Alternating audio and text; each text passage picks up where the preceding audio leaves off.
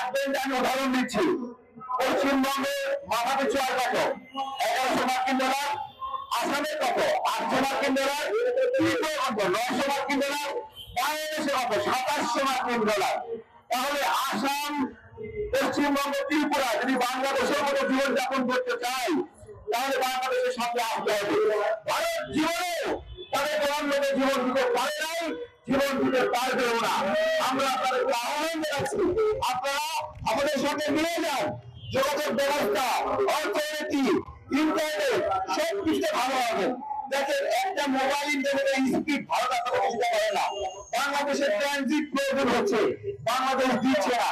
বাংলাদেশ কেন দেবে না? ভারত বাংলাদেশের সঙ্গে বন্ধুত্বপূর্ণ আচরণ করলে তাই আমরা দেবো না। আমরা দেবো না, ততক্ষণ আসাম ভালো থাকবে না, ত্রিপুরা ভালো থাকবে না, পশ্চিমবঙ্গ ভালো থাকবে না। বাংলাদেশের ভিসা বন্ধ করে দেওয়ার হুমকি নেই। বাংলাদেশের কয়েকদিন যাবে তাতেই না খেয়ে থাকে। তাহলে পশ্চিমবঙ্গ আপনাদেরকে বলছে, আপনারা বারবার বিবেচনা করেন যে বাংলাদেশে ওখানে না গেলে আপনাদের খাওয়া হয় না, পেটে ভাত জমে না। তাহলে আপনাদের বিবেচনা আসতে হবে।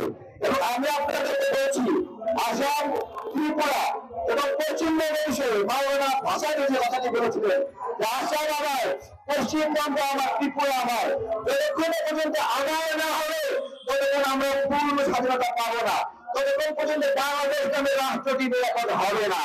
আজকে দেখেন, আমাদের একটি বিকেলের প্রোগ্রাম রয়েছে।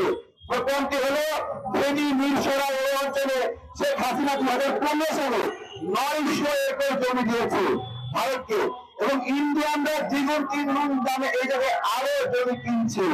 এইখানে একটা চিকন ন্যায় জায়গা যেটা বাংলাদেশ এবং পার্বত্য অঞ্চলকে একত্রিত করেছে, এই জায়গায় ভারত ষড়যন্ত্র হচ্ছে। আপনাদের আহ্বান, বিকেলে 3:30 যে প্রোগ্রাম, সেই প্রোগ্রামে আপনারা অংশ নেবেন। এই অর্থনৈতিক জোনকে অবশ্যই বাতিল করতে হবে বলে শেখ হাসিনা দিয়েছিল।